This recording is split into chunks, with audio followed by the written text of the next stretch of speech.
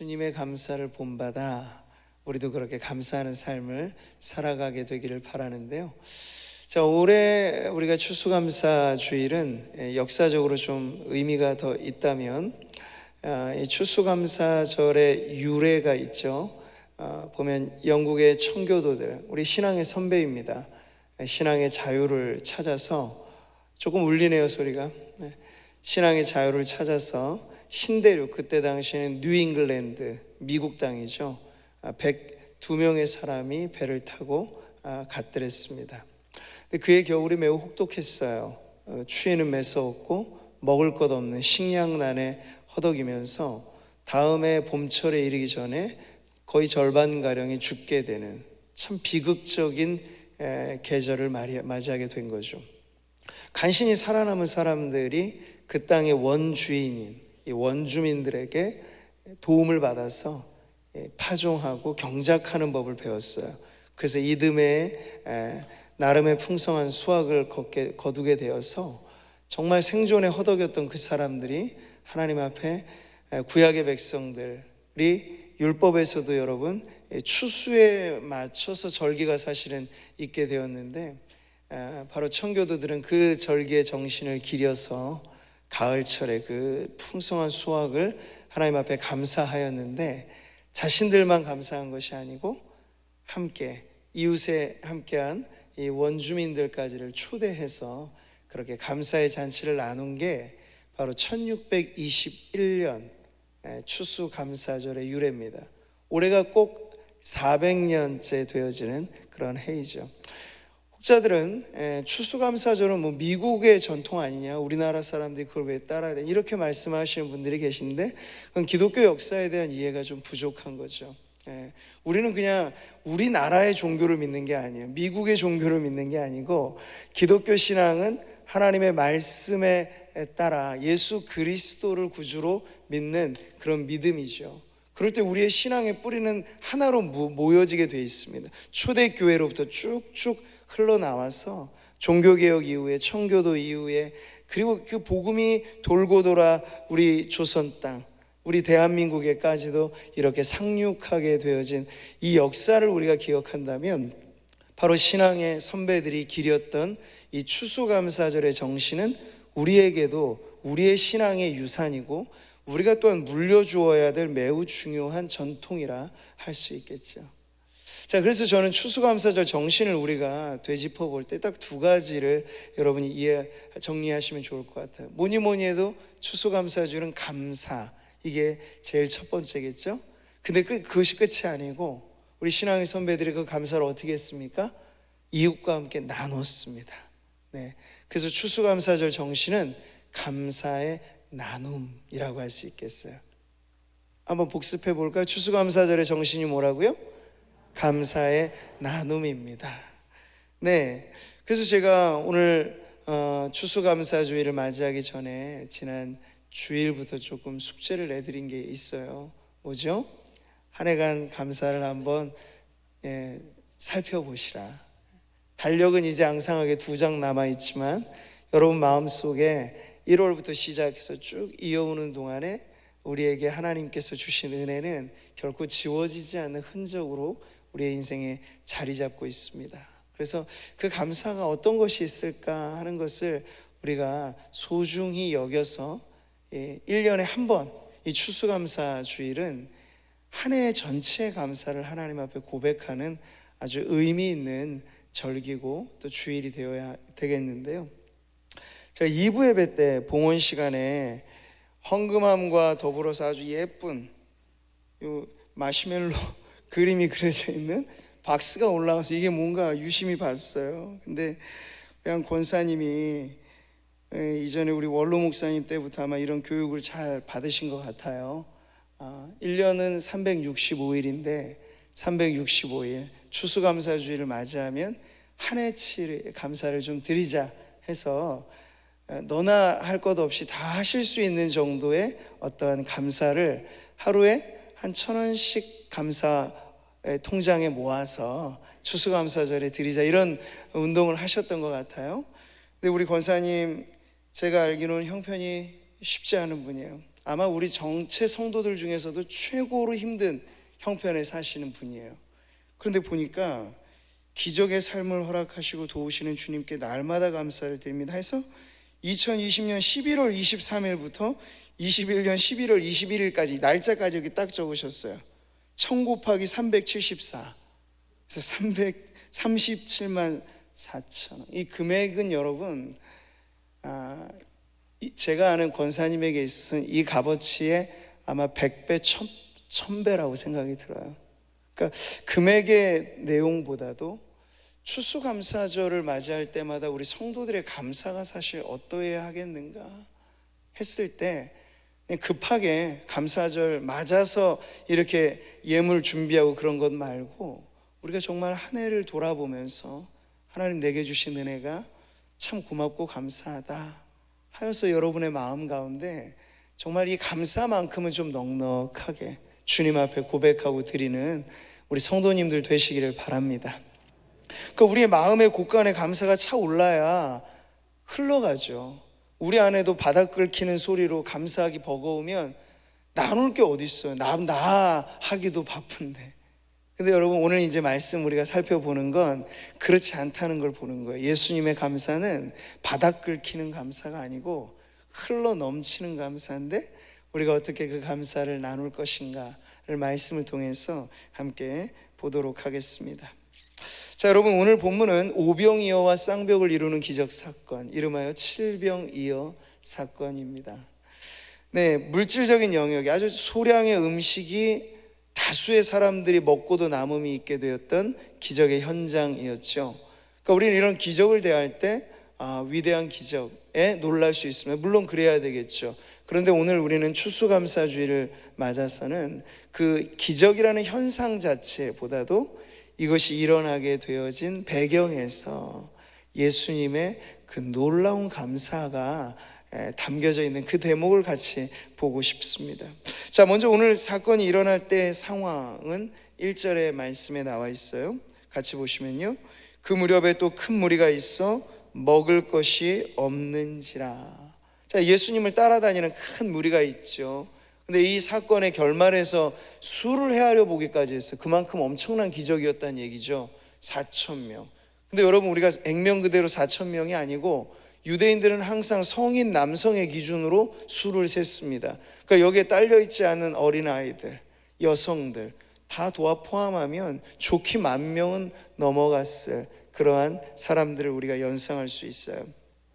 자, 그러니 이들에게 한 사람이 먹고 사는 문제가 이게 닥쳐도 그게 큰 문제잖아요. 근데 그 많은 사람들이 일시에 먹을 게 똑 떨어져 버린 거예요. 그러니까 지금 때는 3일간의 시간이 지났고 장소는 광야, 허벌판입니다. 근데 이 3일 동안 뭐가 있었는가? 아마 예수님이 은혜롭게 말씀의 잔치를 벌이신 것 같아요. 일명 광야 수련회가 펼쳐진 거죠. 근데 여기 모인 사람들이 역시 사람인지라 영의 양식만 가지고는 힘든 거예요. 육의 양식이 모자라고 배에서 이제 듣자 하니 꼬르륵 소리가 합창처럼 막 들려지기 시작하니까 이거 이제 문제가 벌어지게 됐구나. 예수님께서도 문제 파악을 하셨어요. 그래서 제자들과 이런 대화를 하시는 거죠. 그들이 나와 함께 있은지 이미 사흘이 지났으나 먹을 것이 없도다. 네. 자, 이 광야 수련회를 파하고 이제는 그들을 돌려보내야 될 처지에 이르게 됐어요. 근데 그냥 돌려보내면 가다가 기진맥진 쓰러질 판인 먼 곳에서 온 사람들도 있다는 걸 예수님께서 아셨기 때문에 그냥 돌려보낼 수도 없는 거예요. 제자들과 이제 이 문제를 우리가 어떻게 해결해야 될까를 나누셨겠죠. 근데 제자들에게부터 돌아온 반응은 노답이에요. 노답이 뭔지 아세요? 답 없다는 얘기예요. 네. 제자들의 반응은 제자들이 대답하되 이 광야 어디서 떡을 얻어 이 사람들로 배부르게 할 수 있으리까? 없다는 얘기예요. 답이 없습니다. 주님, 우리가 책임질 일 면하려면 이제 빨리 이 사람들 원래 위치로 돌려보내야 되면 이제 집회를 파하고 각자의 삶의 자리로 돌아가라고 해산을 시켜야 됩니다. 그게 답입니다. 말하자면 이렇게 지금 말하는 거예요. 제가 보기에도 제자들의 판단은 틀리진 않죠. 여러분, 누가 만약 이 문제를 해결하라고 하면 이보다 더 훌륭한 답을 찾을 수 있겠습니까? 우리가 해결해 줄 수 없는데 어떻게 이들을 붙들어 맬 수 있겠어요? 메마른 광야 어디에도 생명의 양식은 보이지 않는데 말이죠. 그러니까 지금 당시의 상황은 딱 두 가지로 정리가 되는 거예요. 광야라고 하는 막막한 곳, 그리고 결핍, 궁핍이라고 하는 아주 극악한 상황. 이 두 가지가 딱 맞아 떨어지니까 이제 은혜도 모두 없어요. 성난 군중들은 돌변하기 매우 쉽거든요. 근데 먹을 것은 군중들이 바뀌어지기 매우 쉬운 요소입니다. 프랑스 혁명도 이 먹거리 때문에 일어났어요. 빵이 아니면 죽음을, 이렇게 하면서 말이죠. 그러니까 그간의 은혜는 많이 받은 군중들이지만 먹거리 해결되지 않으면 지금 어떻게 변할지 모를 그런 위기의 순간에 제자들은 좀 발을 빼고자 이렇게 말을 하였던 거죠. 여러분, 2000년의 시간의 간격을 두고 있습니다만 오늘 우리의 상황도 이와 크게는 다르지 않다 여겨져요. 우리는 지금 코로나라고 하는 광야 시절을 겪고 있습니다. 답이 있습니까? 쉽게 찾을 수 없어요. 전문가들은 모여서 문제 분석만 합니다. 근데 뾰족한 답은 없어요. 미래를 예측합니다만 그 예측한 대로 미래가 지금이 아니었어요. 앞으로도 그럴 거라는 것만 우리는 알 뿐이죠. 그러니 답이 없는 답답한 광야에서 지금 쫄쫄이 굶고 있는 이 사람들의 모습과 우리가 크게 다르진 않은 현실. 그러면 이제 우리도 이 말씀 속에 들어가서 어떻게 이 자리 가운데 이들로 하여금 감사할 수 없을 때 감사하게 되었는가 하는 부분을 볼 수 있는 거죠. 자, 여러분, 어려운 환경에 부딪히고 힘겨운 상황이 주어지게 되면 감사의 씨가 마르게 됩니다. 이건 사람이면 누구나 경험하는 거예요. 똑같은 광야라고 하는 무대 위에 그 시간을 거닐었던 이스라엘 민족, 조금 더 역사를 돌려보면 출애굽한 이스라엘 민족의 이야기도 대동소이하거든요. 그들로 말하자면 사실 엑소더스잖아요. 대탈출, 엄청난 기적으로 구원을 얻은 백성들이에요. 홍해도 갈라졌어요. 그리고 나서 근데 광야가 펼쳐졌죠. 근데 그 광야의 문제는 다름 아니었어요. 먹거리의 문제였어요. 마실 물이 없고 먹을 음식이 떨어지자 기적이고 뭐고 상관없어요. 전날에 내가 어떤 하나님의 역사를 경험했는지가 중요하지 않아요. 지금 당장 내 배가 고프면 하나님이고 뭐고 사실 안중에도 없는 거죠. 이스라엘 백성이 그 당시 했던 말, 우리가 애굽 땅에서 고깃가마 곁에 앉아 있던 때와 떡을 배불리 먹던 때에, 근데 이 때가 뭐냐고요? 노예살이 하던 때예요. 종살이 하는 중에 눈칫밥 먹는 그 정도였는데 광야에 먹을 것 없자 자유고 뭐고 상관없다, 내게 먹을 걸 달라, 내 자유를 반납해도 좋다, 내게 먹을 걸 달라 하면서 심지어는 여호와의 손에 그때 죽었더라면 좋을 것을. 자식이 부모에게 가장 큰 불효는 바로 이런 말 하는 것 아닙니까? 나 왜 놓아서, 나 이 지경으로 만들었어요, 나 차라리 죽고 싶어요. 부모 앞에 가장 큰 불효는 그럴 텐데, 이 모든 이스라엘 백성을 하나님께서 구원의 길로 인도해 주신 그 하늘 아버지 앞에 떼지어서 하는 말, 우리를 좀 죽여달라 이 얘기를 하는 거예요. 먹고 살 길 막막하면 사람들의 반응은 이렇다는 거죠. 역사의 교훈은 이런 것입니다. 네, 그래서 우리는 지금 우리가 겪고 있는 이 코로나라고 하는 긴 광야의 시절 지날 때 말라가고 있는 감사를 어떻게 회복할 것인가, 어떻게 되찾을 것인가에 대한 문제가 신앙적인 고민거리가 되어 있는 거죠. 자, 이럴 때 오늘 예수님께서는 이 광야에서 이제 싹 터오르는 감사를 우리들에게 보여주고 계세요. 예수님 스스로가 오늘 보이시면서 말이죠. 근데 그 대목에 눈여겨볼 부분은 바로 우리 주님의 마음이에요. 예수님의 마음. 그 배고라하고 힘들어하는 백성들을 바라보면서 주님은 2절에 내가 무리를 불쌍히 여기노라 말씀하셨어요. 여기 불쌍히 여기다, 이 동정이라고 하는 표현은요, 말 그대로는 고난을 동참한다, compassion, 고난을 같이 짊어진다, 이런 뜻이에요.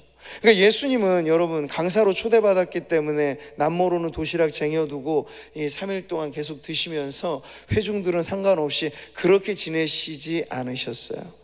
모두가 배고파하는 상황에 예수님도 배고파하시고, 그런 상황인데 주님의 마음이 지금 어디에 이입되어 있으신가요?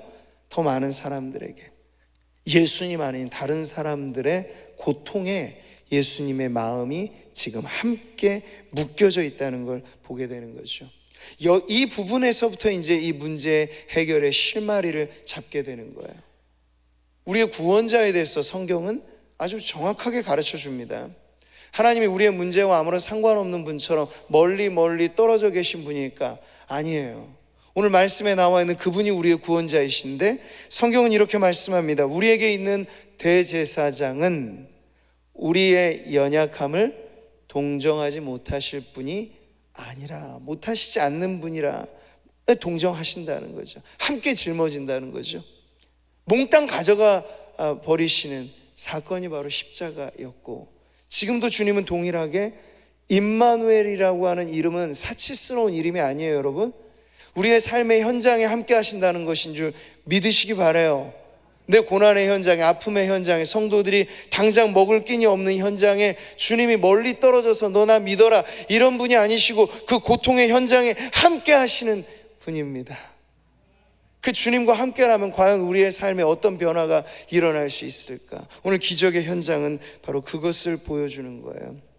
꽉 막힌 곳, 답이 없어 답답한 곳, 그 막막한 광야에서 이 예수님은 이제 거기에 무언가 도단하게 하는 그런 변화의 역사를 일으키셨는데, 당시 예수님과 늘 졸졸 따라다니는 제자들조차도 예수님의 이 마음을 품지 못했던 것, 이게 문제였어요. 그래서 제자들은 문제만 생기면 계산기를 두드려요. 이 사람들 어떻게 다 먹일까 하니까, 오병이어 사건 때도 머리 빠른 제자는 계산기 두들리면서 이 정도 해결하려면 돈은 이렇게 필요하고 이런 양, 우리는 답이 없으면 이렇게 말하는데, 이때도 똑같이 그렇게 제자들은 머리로 계산을 합니다. 그러니 답이 없죠. 당연히 머리로 계산하면 답이 없는 상황이거든요. 근데 그들의 말의 이구동성은 광야라서 안 된다, 많아서 안 된다, 없어서 안 된다, 고로 안 된다, 못한다, 이 얘기뿐이었어요. 근데 여러분, 이 문제를 똑같이 직면하고 똑같이 배고파하면서 똑같이 이 무리의 아픔에 동정하신 예수님은요, 같은 자리 같은 상황에서 다른 관점을 갖고 계셨어요. 그걸 어디서 알 수 있습니까? 5절에 보면요, 찾으세요. 뭘? 너희에게 몇 개의 떡이 있느냐, 떡 몇 개가 있느냐 물으세요. 먹을 게 없어서 지금 죽을 판인 상황에 그래도 주님은 찾아봐라 하시는 이 말씀에는 답이 없는 건 아니야, 못하고 안 되고 죽겠다 이야기를 하지만 과연 그럴까 하면서 주님께서는 제자들의 생각과 다른 믿음의 시선, 믿음의 생각, 믿음의 마음으로 지금 이 문제를 바라보고 계신 거죠. 이게 지금 제자들과 예수님도 갈려지는 대목이에요. 군중들은 말할 것도 없이, 예수님 그래도 남들보다는 더 많이 아노라 말하는 제자들조차도 어려움의 상황에 딱 봉착하면 인간이 되는 거예요. 역시 어쩔 수 없는 거죠, 인간이니까. 근데 하나님께서는 우리가 해결할 수 없는 이 문제의 상황에서 인간이 할 수 없는 그 일들을 이루시는 분인데, 그게 여러분 무에서 유를 만드신 분이잖아요. 창조는 그런 것이잖아요. 그럼 이런 문제들도 주님이 기적 자체를 거창하게 선보이시려고 한다면 돌들이 떡이 되게 하는 게 더 거창해 보여요. 굳이 없는 것 가져와 봐라, 그럴 이유가 없으신데 왜 그러셨을까요? 주님의 기적만 일어나고 주님만 홀로 영광 받으시고 끝, 그러기를 원하시지 않으신 거예요. 이 사건을 통해서 무언가 아직 믿음 없는 제자들이 믿기를 바라셨고, 그리고 그간의 은혜 받은 그 광야의 성도들, 그 광야의 백성들이 굶주림이라고 하는 이 문제 속에서 감사의 씨가 말라 버리는 이들에게 먹을 것뿐만 아니라 그 이상의 무언가를 나누고 싶으셨던 거죠. 그래서 주님은 그들 안에 있는 것을 찾으시고 거기서부터 무언가 역사를 일으키셔서 우리가 알고 있는 칠병이어라고 하는 엄청난 기적이 일어나게 된 거예요. 자, 여기서 이제 우리가 살펴보아야 될 감사의 원리들이 있습니다. 감사의 문제가 있습니다. 우리는 쉽게 생각하면 환경 때문에 감사하지 못해요. 내게 주어진 문제가 나로 하여금 감사하지 못하게 합니다 라고 말을 하죠. 그러나 예수님은 다른 말씀을 하시는 거예요. 똑같이 여러분, 내가 살고 있는 내 삶을 예수님이 나 대신 사신다고 생각해 보면 답은 간단하죠. 그럼 주님은 나같이 이 문제를 대하실까? 나는 없다, 죽겠다, 안 된다, 못한다 하는 그 문제들에 예수님을 대입해 보시라고요. 그럼 예수님은 과연 나의 삶에 어떠한 답을 말씀하실까 하면 여러분, 신앙이란 분명한 답을 찾을 수 있는 거죠. 여러분, 감사의 문제는 환경의 문제가 아닙니다. 그럼 감사의 문제는 뭐죠? 감사가 있고 없고 많고 적고의 차이는 뭐에 달려있는 문제입니까? 믿음에 달려있는 문제예요. 믿음의 문제라고요. 자, 제자들 보기에 광야의 수많은 사람들에게 떡 7개가 답이 되겠습니까? 가져와도 이건 답은 아닌 거예요. 물고기 2마리가 해결책이 되겠습니까? 이건 오히려 우스워질 수 있는 부분이에요. 하겠다고 거창하게 자, 이제 주님이 뭔가 일을 행하실 겁니다 라고 했는데 딱 손에 쥐어준 게 떡 7개, 물고기 2마리. 이건 더 초라해질, 차라리 폼 상하지 않을 때 돌려보내는 게 나아 보일 수도 있어요. 제자들은 여전히 사실은 안 된다라고 하는 입장을 계속 갖고 있을 때 예수님께서는 여기서부터 시작하시는데, 잘 보세요. 오늘 사건은 기적이 일어나기 전의 내용을 보여주고 있습니다. 아직 기적은 없어요. 딱 떡 7개, 물고기 2마리 정도에서 예수님은 감사를 시작하시는 장면. 이게 우리에게 있어서 가장 중요하게 와닿아야 될 부분이에요. 환경 때문에 감사하지 못한다, 이런 분들은 대개 이런 생각을 갖고 있죠. 내게 무언가 한꺼번에 인생 대박날 일들이 있으면 나 감사할 수 있을 텐데. 그런데 성도님들, 그런 감사는 불신자도 하는 거예요. 네. 믿음 없는 사람도 양심에 문제가 생기면 그 정도는 해야 되잖아요. 횡재 얻었으면 무언가라도 감사하는 게 도리 아니겠어요? 근데 그것은 신앙의 문제와 상관없는 거예요. 근데 예수님이 우리에게 가르쳐 주시는 감사는 한꺼번에 많이 생기고 대번에 빨리 일이 성과가 올라가고 막 쭉쭉 뻗어 올라가서 엄청나게 성공하고 그래서 하는 감사의 차원을 말하는 게 아니고, 따라해 보세요. 적으면 적은 대로, 느리면 느린 대로, 없으면 없는 대로. 자, 예수님의 감사법이 바로 이것이에요. 예. 광야에서도 감사는 가능하다. 어떻게 해요? 적으면 적은 대로, 없으면 없는 대로. 일이 잘 안 되십니까? 느려집니까? 느리면 느린 대로. 감사하자면 감사로부터 역사는 이루어지게 되는 것이에요. 자, 예수님의 감사를 우리가 본받는다라고 하는 건 이제 이런 부분이죠. 이 감사의 현장에서 여러분, 우리가 놀라워야 할 예수님의 감사는 기적 이후가 아니라 기적 이전에 하신 이 모습에 나와 있어요. 6절의 말씀을 다시 보시죠. 예수께서 무리를 명하여 땅에 앉게 하시고 떡 7개를 가지사 축사하시고, 여기 축사하셨다는 건 감사하셨다라는 말씀이에요.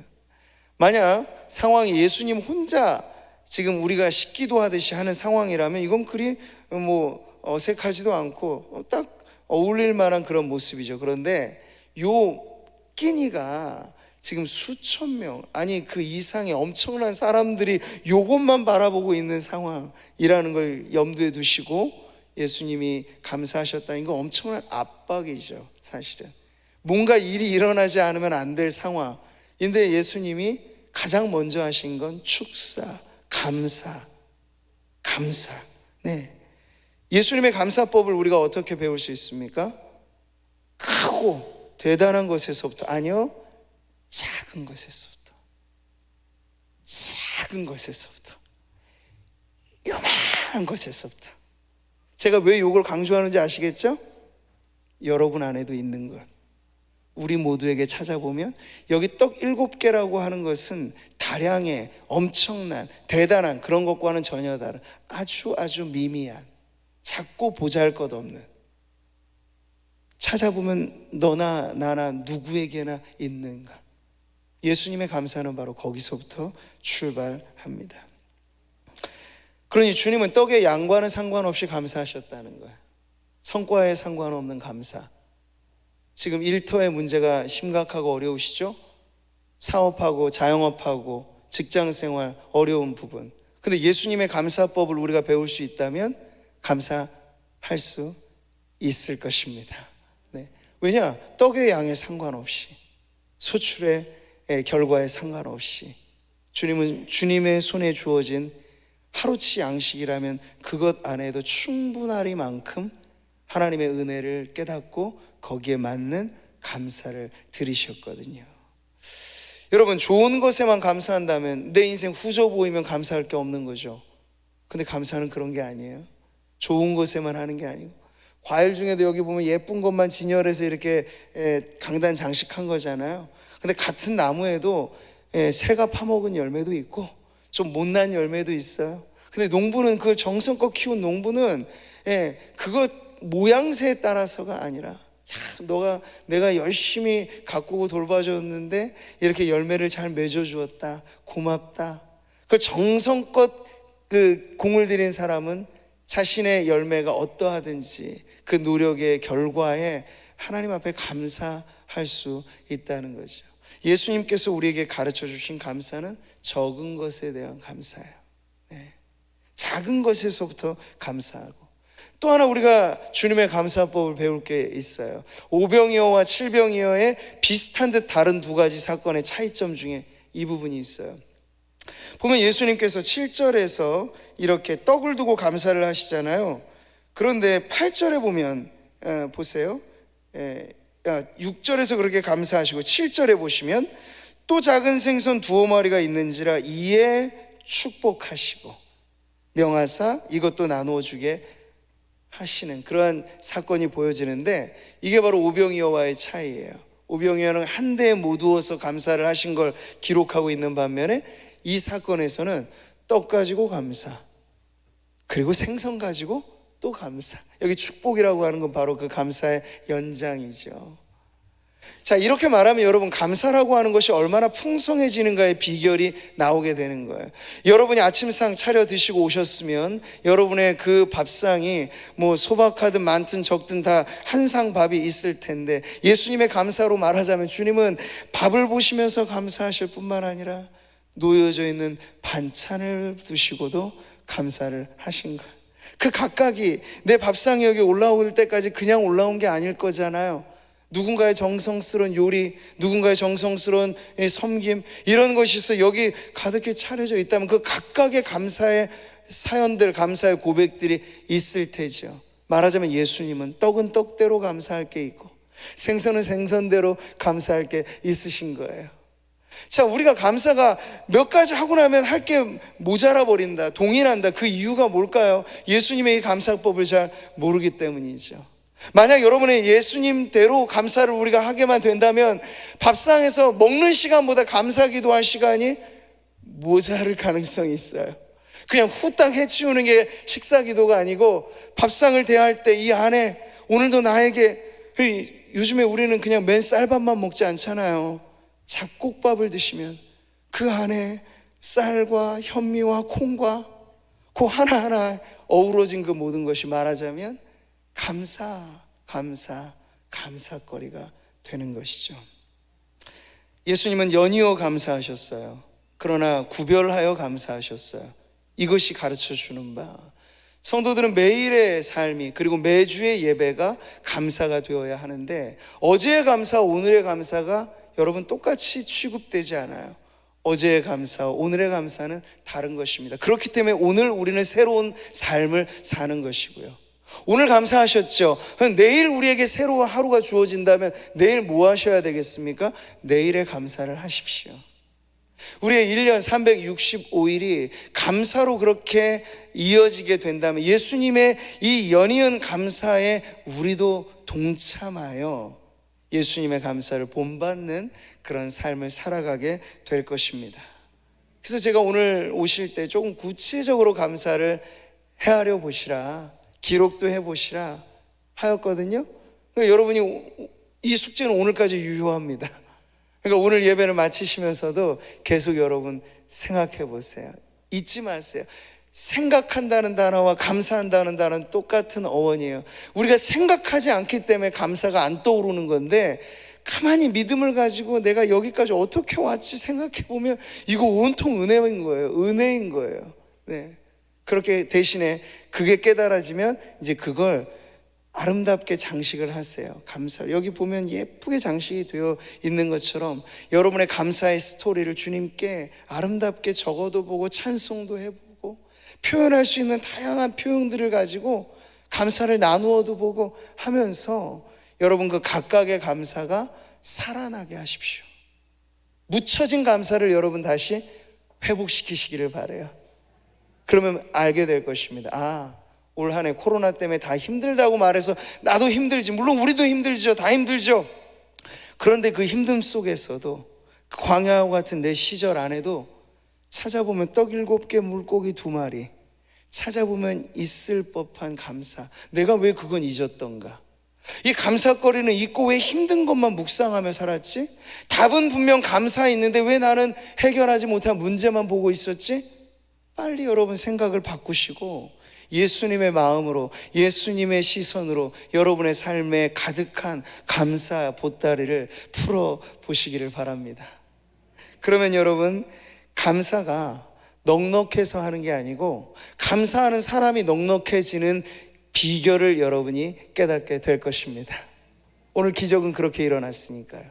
감사하시자 기적이 일어난 이 순서는 정확하게 우리에게 영적인 교훈을 주는 겁니다. 먼저 감사하시고, 일 부딪혔을 때 고민부터 하지 말고 감사부터 해보세요. 그리고 모든 것을 주님께 아뢰면서 감사하면 이 감사는 분명 내 안에 머무르지 않고 누구에겐가 또 다른 감사의 열매를 맺게 될 것입니다. 아까 여러분 영상 보셨잖아요. 기도하신 우리 김병섭 장로님이 캐스팅돼서 딱 거기 전달하는 사진에도 몇 번 이렇게 나오셨는데, 그 이상의 많은 분들이 여러분이 소중하게 모두어 두신 김치 나눔의 이 헌금을 통해서 여러분 한 박스, 그거 양으로 따지자면 많지 않죠. 금액도 그리 비싼 건 아니에요. 말하자면 떡 7조각, 생선 2통 정도겠죠. 근데 놀라운 건 이게 집집마다 전해지니까 감사가 풍성해지더라 하는 그 후문을 제가 들을 때 얼마나 감사한지 몰라요. 우리 교회 주변에 아파트 경비 서시는 분들에게도 이걸 나누어 주니까 너무너무 고마워들 하시는 거예요. 많은 사람에게 김치 한 통은 감사거리가 아닐 수 있겠죠. 그런데 없는 중에 이 하나는 오히려 더 귀한 감사거리가 되니 여러분 좋잖아요. 우리 지금 넉넉한 삶의 형편이 아닌 시절을 살아갈 때 감사거리는 더 도드라지는 거예요. 어떻게?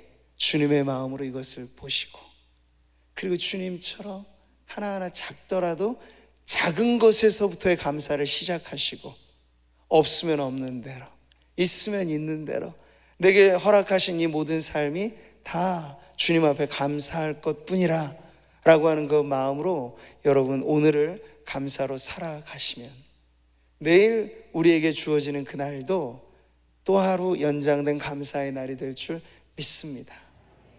그래서 여러분, 한 해를 어떤 기준으로 살아갈지는 저마다 다 다를 테죠. 달력의 1월 1일부터 시작해서 한 해 마무리를 하면 그게 그냥 시간의 경과대로 사는 거고, 근데 성도들은 좀 달라야겠죠. 성도들의 삶은 추수감사주일부터 시작해서 내년도 추수감사주일을 한 주기로 살아보세요.